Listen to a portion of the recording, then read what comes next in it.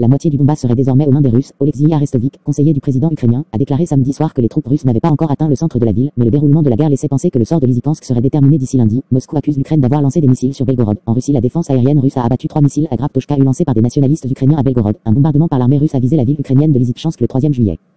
2022, attaques multiples contre la ville de Melitopol sous contrôle russe. La ville de Melitopol, occupée par la Russie, dans l'oblast de Zaporozhian, a été bombardée dimanche matin. Le maire ukrainien Ivan Fedorov, qui a fui Melitopol pour Zaporizhia après avoir été enlevé par les Russes en mars et a ensuite été libéré, a fait état de 30 attaques par les forces ukrainiennes et a annoncé le démantèlement d'une base militaire russe. La ville de Melitopol est recouverte de fumée, a-t-il déclaré dans sa vidéo Telegram, ajoutant que cela dure depuis quelques heures car un réservoir de carburant situé au sommet est en feu. Des images publiées sur les réseaux sociaux montrent un incendie massif à la périphérie de la ville, confirmé par l'outil de la NASA qui surveille les incendies actifs. Russes à Lysychansk, les Ukrainiens disent que les combats se poursuivent dans la ville de Lysychansk, que les Russes disent assiégés samedi soir. Ils ont attaqué la ville avec des méthodes incroyablement cruelles, a déclaré Serhiy Haidai, gouverneur de Lugansk, sur l'application de messagerie Telegram. Selon lui, la destruction dans la ville est plus rapide et plus importante qu'à Sieviero-Donetsk. La rivière Donets sépare Lysychansk de la ville voisine de Sieviero-Donetsk. Arestovitch a noté que les soldats russes n'ont pas atteint le centre de la ville, mais que le début des combats indique que le sort de Lysychansk sera déterminé d'ici lundi. 3 morts dans une explosion à Belgorod. Russie. Une série de puissantes explosions dans la ville russe de Belgorod ont fait au moins 3 morts, a annoncé dimanche le gouverneur de cette région à la frontière ukrainienne. Début avril, le gouverneur a accusé l'Ukraine d'avoir mené une attaque par 2 hélicoptères contre un dépôt de carburant dans la ville. 8h29 pour approfondir. De nombreuses entreprises de lait de l'Ukraine contraintes de cesser leurs activités en raison de la guerre se sont déplacées vers l'ouest, où elles ont été jugées sûres. Nous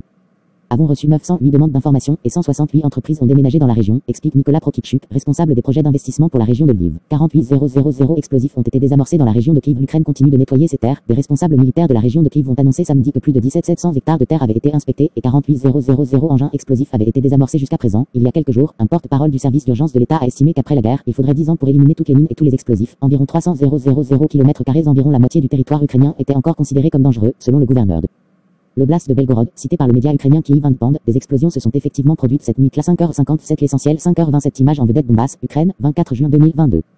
Bonjour et bienvenue à tous. Ce direct couvrira le 130e jour de la guerre en Ukraine.